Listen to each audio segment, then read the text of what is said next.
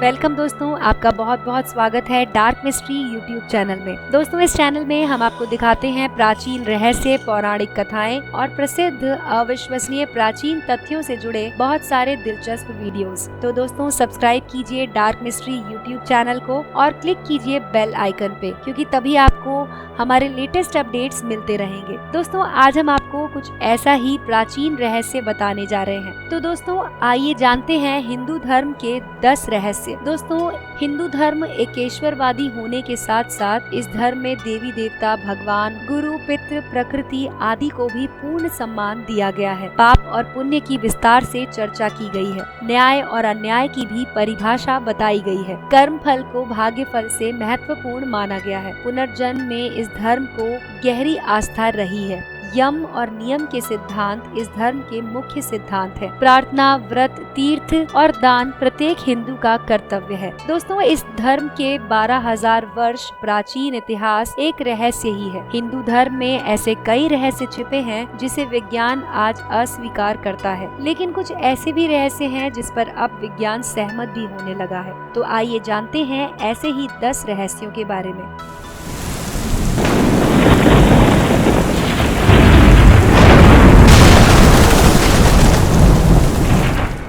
Number 1, कल्प वृक्ष। वेद और पुराणों में कल्प वृक्ष का उल्लेख मिलता है। कल्प वृक्ष स्वर्ग का एक विशेष वृक्ष है। पौराणिक धर्म ग्रंथों और हिंदू मान्यताओं के अनुसार ये माना जाता है कि इस वृक्ष के नीचे बैठकर व्यक्ति जो भी इच्छा करता है वो पूर्ण हो जाती है, क्योंकि इस वृक्ष में अपार सकारात्मक ऊर्जा होती है। कुछ लोग कहते हैं कि अपरिजात के वृक्ष को ही कल्प वृक्ष माना जाता है। कल्प वृक्ष का अर्थ होता है जो एक कल्प तक जीवित रहे। लेकिन अब ये सवाल उठता है कि क्या सचमुच ऐसा कोई वृक्ष था या फिर है? यदि था तो क्या आज भी वो है? यदि है तो वो कैसा दिखता है और उसके क्या फायदे हैं? नंबर 2, उड़ने वाले सांप। दोस्तों, सभी जीव जंतुओं में गाय के बाद सांप ही एक ऐसा जीव है जिसका हिंदू धर्म में ऊंचा स्थान है। सांप एक रहस्यमयी प्राणी है। देश भर के गांव में आज भी लोगों के शरीर में नाग देवता की सवारी आती है। शिव के प्रमुख गणों में सांप भी है। भारत में नाग जातियों का लंबा इतिहास रहा है। कहते हैं कि 100 वर्ष से ज्यादा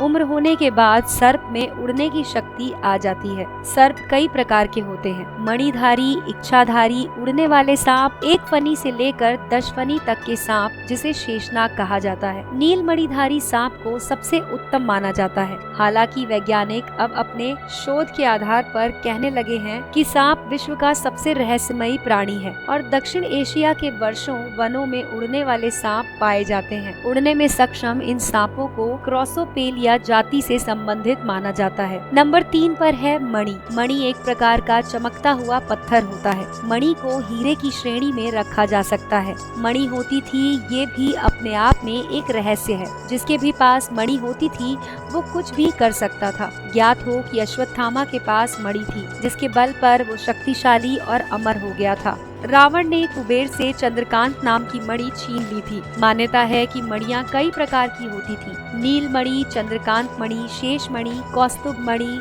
पारस मणि, लाल मणि आदि। पारस मणि से लोहे की किसी भी चीज को छू देने से वो सोने की हो जाती थी। कहते हैं कि कौवों को इसकी पहचान होती है और हिमालय के पास पाई जाती है। मणियों के महत्व के कारण ही तो भारत के एक राज्य का नाम मणिपुर है। शरीर में स्थित 7 चक्रों में से एक मणिपुर चक्र भी होता है। मणि से संबंधित कई कहानी और कथाएं समाज में प्रचलित हैं। इसके अलावा पौराणिक ग्रंथों में भी मणि के किस्से भरे पड़े हैं। भारत का चौथा रहस्य है शंख। दोस्तों, क्या शंख हमारे सभी प्रकार के कष्ट दूर कर सकता है? भूत प्रेत और राक्षस भगा सकता है? क्या शंख में ऐसी शक्ति है कि वो हमें धनवान बना सकता है? क्या शंख हमें शक्तिशाली व्यक्ति बना सकता है? पुराण कहते हैं कि सिर्फ एकमात्र शंख से ये संभव है। शंख की उत्पत्ति भी समुद्र मंथन के दौरान हुई थी। शंख को हिंदू धर्म में महत्वपूर्ण माना जाता है। शंख कई प्रकार के होते हैं। इनके 3 प्रमुख प्रकार हैं: दक्षिणावर्ती शंख, मध्यावर्ती शंख तथा वामावर्ती शंख। इन शंखों के कई उप प्रकार होते हैं। शंखों की शक्ति का वर्णन महाभारत और पुराणों में मिलता है। लक्ष्मी शंख, गोमुखी शंख, कामधेनु शंख, विष्णु शंख, देव शंख, चक्र शंख, पौंड्र शंख, सुघोष शंख, गरुड़ शंख, मणिपुष्पक शंख, राक्षस शंख, शनि शंख, राहु शंख, केतु शंख, शेषनाग शंख, कच्छप शंख आदि प्रकार के होते हैं। महाभारत में कृष्ण के पास 5 जन्य शंख, अर्जुन के पास देवदत्त, युधिष्ठिर के पास अनंत विजय, भीष्म के पास पौंड्रिक, नकुल के पास सुघोष, सहदेव के पास मणिपुष्पक था। सभी के शंखों का महत्व और शक्ति अलग अलग थी। शंख के चमत्कारों और रहस्य के बारे में पुराणों में विस्तार से लिखा गया है। तो दोस्तों, भारत का 5वां रहस्य जुड़ा है पुनर्जन्म से। पुनर्जन्म का सिद्धांत सिर्फ हिंदू धर्म में ही है। यहूदी और इस धर्म से निकलने वाले धर्म ईसाई और इस्लाम इस सिद्धांत को नहीं मानते,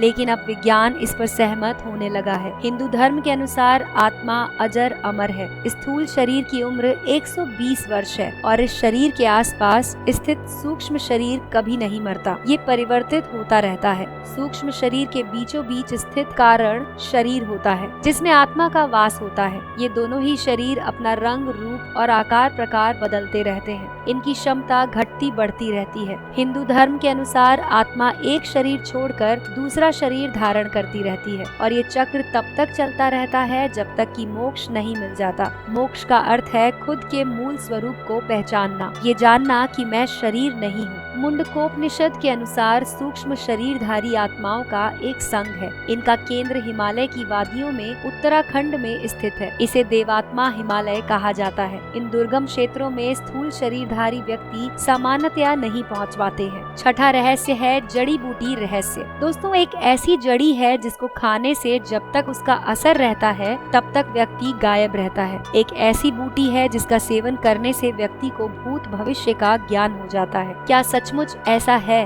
क्या संजीवनी बूटी होती है? आजकल वैज्ञानिक पारे, गंधक और आयुर्वेद में उल्लेखित कई प्रकार की जड़ी बूटियों पर शोध कर रहे हैं और इसके चमत्कारिक परिणाम भी निकले हैं। आयुर्वेद और अथर्ववेद में उल्लेख है कि इस तरह की जड़ी बूटियां होती हैं, जिसके प्रयोग से स्वर्ण बनाया जा सकता है। सोने के निर्माण में तेलिया कंद जड़ी बूटी का बहुत बड़ा योगदान माना जाता है। ऐसी भी औषधियाँ होती हैं जो व्यक्ति को फिर से जवान बना देती हैं। औषधियों के बल पर व्यक्ति 500 वर्ष तक निरोगी रहकर जिंदा रह सकता है। माना जाता है कि जड़ी बूटियों के बल पर जहां सभी तरह के दुख दर्द दूर किए जा सकते हैं, वहीं धनवान भी बना जा सकता है। जड़ी बूटियों से सम्मोहन टीका भी बनाया जाता है। जड़ी बूटियों के माध्यम से धन, यश, कीर्ति, सम्मान सब कुछ पाया जा सकता है। दोस्तों, भारत का 7वां रहस्य जुड़ा है ज्योतिष और वास्तु से। क्या ज्योतिष का ज्ञान सही है? नकली ज्योतिषियों के कारण ज्योतिष की प्रतिष्ठा गिर गई है, लेकिन ज्योतिष को वेदों का नेत्र कहा गया है। ये एक ऐसी विद्या है जिसके माध्यम से प्राचीन कालीन ऋषि भूत, वर्तमान और भविष्य को जान लेते थे। साथ ही वो ब्रह्मांड की हर हरकत पर नजर रखते थे। ज्योतिष को अद्वैत का विज्ञान कहा गया है। पुराणों और अन्य ग्रंथों में ज्योतिष और वास्तु के कई चमत्कारों का उल्लेख मिलता है। आज का आधुनिक मन इस ज्ञान को मानने के लिए तैयार नहीं है, लेकिन वैज्ञानिक अब भारतीय वास्तुशास्त्र और ज्योतिष की प्रशंसा करने लगे हैं। हालांकि अभी इस ज्ञान पर और शोध किए जाने की जरूरत है। 8वां रहस्य है भारत की संस्कृत भाषा। संस्कृत का शाब्दिक अर्थ है परिपूर्ण भाषा। दोस्तों, सभी भाषाओं की जननी है संस्कृत। वैदिक काल में संभ्रांत लोग संस्कृत बोलते थे। संस्कृत को देवों की भाषा भी माना जाता है, जिसे देवनागरी लिपि में लिखा जाता है। आखिर संस्कृत क्यों है देव भाषा? दोस्तों, संस्कृत भाषा के व्याकरण में विश्व भर के भाषा विशेषज्ञों का ध्यान आकर्षण किया है। उसके व्याकरण को देखकर ही अन्य भाषाओं के व्याकरण विकसित हुए हैं। आधुनिक वैज्ञानिकों के अनुसार ये भाषा कंप्यूटर के उपयोग के लिए सर्वोत्तम भाषा है। मात्र 3000 वर्ष पूर्व तक भारत में संस्कृत बोली जाती थी। तभी तो ईसा से 500 वर्ष पूर्व पाणिनि ने दुनिया का पहला व्याकरण ग्रंथ लिखा था, जो संस्कृत भाषा का था। इसका नाम अष्टाध्यायी है। यदि संस्कृत व्यापक पैमाने पर नहीं बोली जाती तो व्याकरण लिखने की आवश्यकता ही नहीं होती। संस्कृत ऐसी भाषा नहीं है जिसकी रचना की गई हो। इस भाषा की खोज की गई है। संस्कृत विद्वानों के अनुसार सौर परिवार के प्रमुख सूर्य की एक ओर से 9 रश्मियां निकलती हैं और ये चारों ओर से अलग अलग निकलती हैं। इस तरह कुल 36 रश्मियां हो गयी। इन 36 रश्मियों की ध्वनियों पर संस्कृत के 36 स्वर बने। इस तरह सूर्य की जब 9 रश्मियां पृथ्वी पर आती हैं तो उनकी पृथ्वी के 8 वसुओं से टक्कर होती है। सूर्य की 9 रश्मियां ध्वनियाँ और पृथ्वी के 8 वसुओं के आपस में टकराने से जो 72 प्रकार की ध्वनियाँ उत्पन्न हुई, वे संस्कृत के 72 व्यंजन बन गयी। इस प्रकार ब्रह्मांड में निकलने वाली कुल 108 ध्वनियों पर संस्कृत की वर्णमाला आधारित है। भारत का 9वां रहस्य है कामधेनु गाय। कामधेनु गाय की उत्पत्ति भी समुद्र मंथन से हुई थी। ये एक चमत्कारी गाय होती थी जिसके दर्शन मात्र से सभी तरह के दुख दर्द दूर हो जाते थे। देवीय शक्तियों से संपन्न ये गाय जिसके भी पास होती थी उसे चमत्कारिक लाभ मिलता था। इस गाय का दूध अमृत के समान माना जाता था। श्री राम के पूर्व परशुराम के समकालीन ऋषि वशिष्ठ के पास कामधेनु गाय होती थी और इस गाय की रक्षा के लिए वशिष्ठ को कई राजाओं से लड़ना पड़ा था। कामधेनु की अलौकिक क्षमता को देखकर विश्वामित्र के मन में भी लोभ उत्पन्न हो गया था और उन्होंने इस गाय को वशिष्ठ से लेने की इच्छा प्रकट की, लेकिन वशिष्ठ ने इनकार कर दिया।